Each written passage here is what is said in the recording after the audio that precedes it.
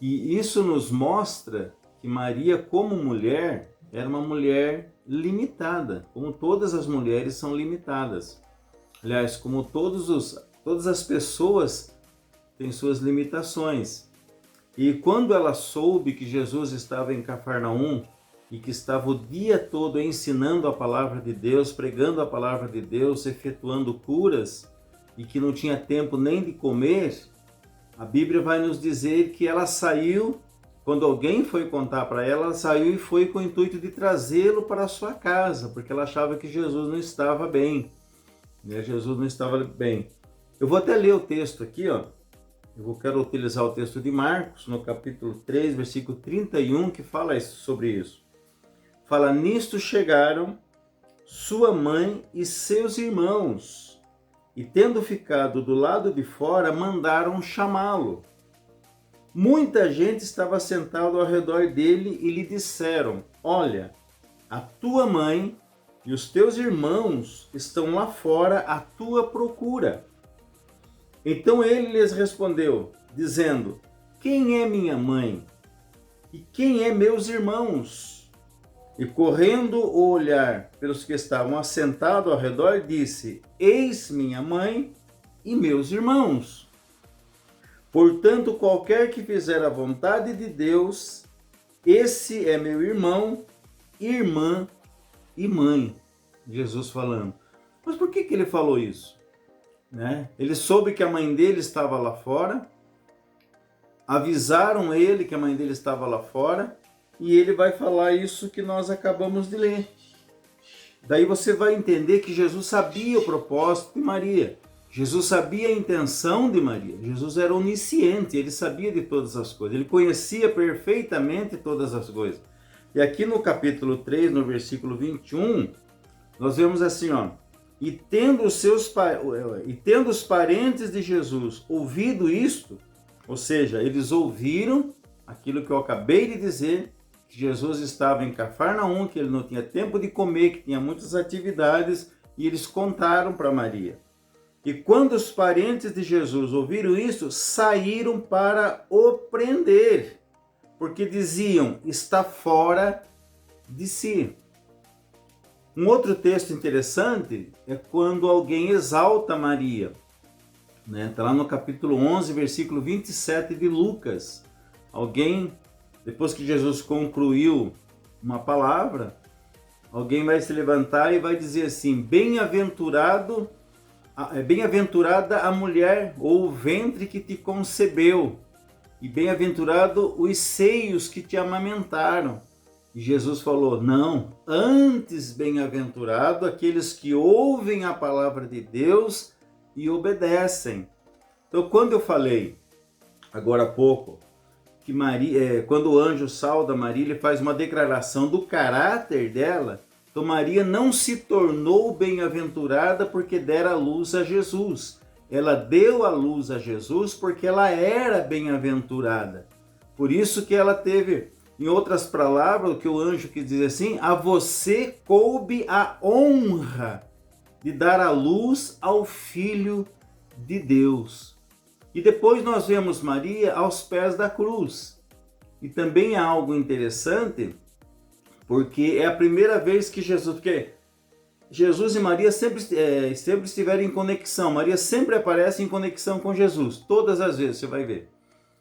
Mas todas as vezes você vai ver que Maria tinha uma compreensão humana das coisas, da realidade que estava acontecendo, e Jesus já tinha uma percepção espiritual. Aquilo que nós falamos, quando eles procuraram Jesus lá em Jerusalém, e ele fala que ele estava na casa do Pai, Maria deveria saber disso. Lá quando ele transformou água em vinho, que tenho eu contigo, ainda não é chegada a minha hora. Então Maria falava numa esfera humana, e isso é normal, isso é natural, era uma mãe que estava preocupada com o filho, mas Jesus sempre falava numa outra dimensão. Agora, o que eu acho interessante é que na cruz é onde Jesus então vai falar ao nível de mãe, Quando Jesus já está crucificado, quando Jesus já está para morrer, ele olha para Maria e olha para o apóstolo João, e ele vai dizer para João: eis aí a tua mãe, e vai falar para sua mãe, para Maria: eis aí o teu filho. Então ali a partir daquele momento, João leva Maria talvez para morar em Éfeso, e ele cuida de Maria até o final da vida dela. E temos ainda uma última aparição de Maria que está lá em Atos, né, no capítulo 1, versículo 14, onde fala que quando estavam ali os apóstolos, Jesus já tinha ascendido aos céus, e ele pediu para que eles não se ausentassem de Jerusalém até que do alto eles fossem revestidos de poder. Então eles ficaram ali num cenáculo ou numa casa ao redor de Jerusalém, e em torno de umas 120 pessoas, e Maria estava no meio deles. Ali fala que estavam os apóstolos e estavam algumas mulheres em oração, em intercessão, e Maria estava ali no meio dessa comunidade, estava ali no meio da igreja. É a última aparição de Maria. E eu quero encerrar a minha fala lendo aqui as palavras do Dr. Burton, que eu acho interessante, que ele fala sobre Maria. Ele fala assim: a Virgem Maria toma seu lugar no ponto focal de todas as histórias, não por escolha ou arrogância ou petulância de sua parte, mas pela graça de Deus ela se tornou um elo entre o céu e a terra. E de maneira inconsciente, lançando sua sombra para trás, sobre o paraíso perdido, e para frente, nos evangelhos que declaram o paraíso recuperado, acaso, ele pergunta, não engrandeceríamos ao Senhor com ela? Devemos magnificar o Senhor por ela e com todas as gerações considerá-la bem-aventurada.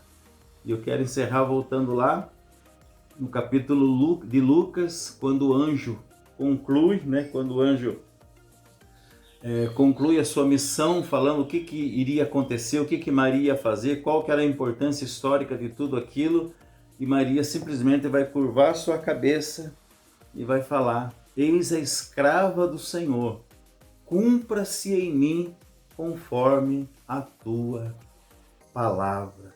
Que Deus possa nos abençoar e que tenhamos mais pessoas assim como Maria, que possam dar um bom testemunho a respeito de Jesus, que viva realmente o Evangelho de Jesus, não importando as condições sociais, não importando as condições em que vivem, as circunstâncias que vivem, mas que possamos ser uma luz no meio da escuridão, como Maria era. Que Deus nos abençoe, em nome de Jesus.